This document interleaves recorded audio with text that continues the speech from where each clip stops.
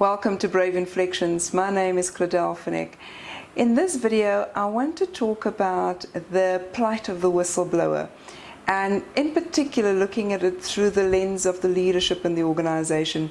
There is another video on the website where I specifically talk to individuals who may find themselves in a position where they need to blow the whistle, and I talk about a few things that they need to take into consideration. If that's you, I suggest that you go and have a look at that video. In this one in particular, looking at the organization, the leadership should periodically have conversations around how do you ensure that there isn't a culture of silence within the organization. How do we encourage our employees to blow the whistle when they see unethical behavior in the organization? So the leaders should be very concerned when there's unethical behavior, fraud, corruption happening within the organization and people are too afraid to speak up. That is an indictment on the leadership, right? So I think there are a number of things that you need to take into consideration in ensuring that you encourage people to blow the whistle. I'm going to touch on a few of them in this video, of course not every single one of them, because that's a masterclass on its own. But just a few important ones. So firstly, I think it's important that you're very clear about your policies and procedures around whistleblowing. How do people blow the whistle? What do they need? What are the processes that they need to follow? And is that communicated clearly and consistently so? And are you sure that it is understood? So the leadership needs to keep an eye on that making sure that people actually know, everybody in the organization actually knows what to do when they find themselves in a position where they need to speak up about something in the organization. Do the employees know who to speak to? So you may have your policies and processes in place, but there is an element of the human-to-human conversation that is very important in the process. The whistleblower needs to know that they can trust the individual. How does the organization ensure that everybody knows who can be trusted in the organization, right? And trust has got multiple facets to it. It's making sure that these are the individuals that don't themselves have skeletons in the closet, that they are not going to use the information against the whistleblower, that they're not themselves the culprits in the story, but also importantly that they know how to deal with it when somebody walks into the office wanting to blow the whistle. So an important question that the leadership should ask of the organization is, do all the managers in the organization know how to deal with a whistleblowing situation? Right? So if somebody walks into the office and blows the whistle, what steps do they need to take?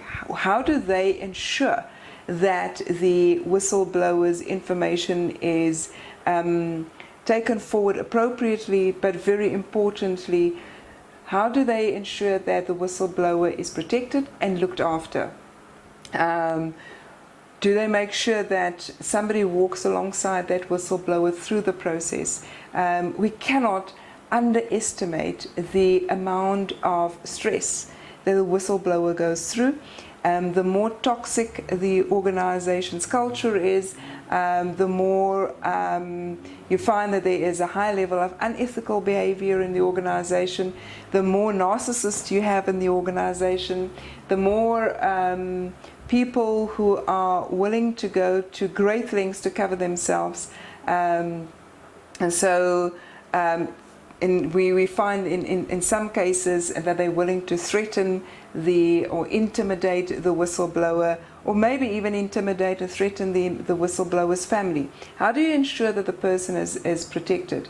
What protection is afforded to the whistleblower? And in some cases, the organization may even have built into their policies that there should be security detail that's placed around an individual, especially when the stakes are high and when the situation can be very dangerous for the whistleblower.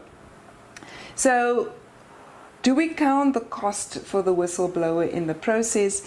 The leadership may need to very seriously consider compensation for whistleblowers where the whistleblower has incurred costs, has incurred legal costs, for example, when they needed to go and get legal advice in terms of how to move forward with blowing the whistle.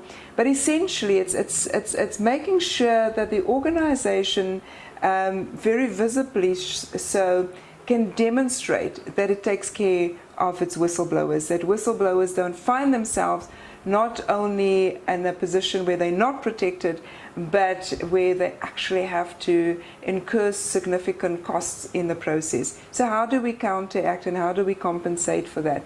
I'm not a great proponent of giving people rewards for blowing the whistle in all cases, because I think that what you do want to do is instill within the culture of the organization that people speak up when they see that something is wrong, because they take ownership, they take co-ownership of the organization, and they feel responsible and accountable. They don't just do the right things because they're going to be paid for it, they do the right thing because it is the right thing to do. But I do think that on the other hand, there are certain circumstances where the organization seriously need to think about compensating the whistleblower for the process that they've had to go through. And then I think it's important that there is very visible consequence management. And in a lot of cases we find that people don't speak up because they feel that nothing is going to happen. Even if they don't feel that they would be threatened, they don't feel that they need protection in speaking up. But if they see that the leadership actually does nothing when the whistle is being blown, then what you are going to do is inculcate a culture of silence within the organization.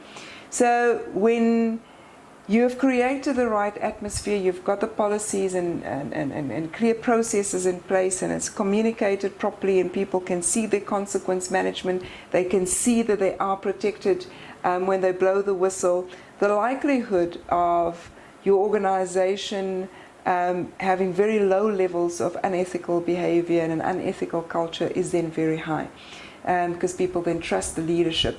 And then celebrate the whistleblowers where appropriate, but at the same time, in some cases, it is not appropriate to expose the whistleblower even afterwards, after everything is being settled. And you need to be able to discern when it is appropriate and when it is not appropriate.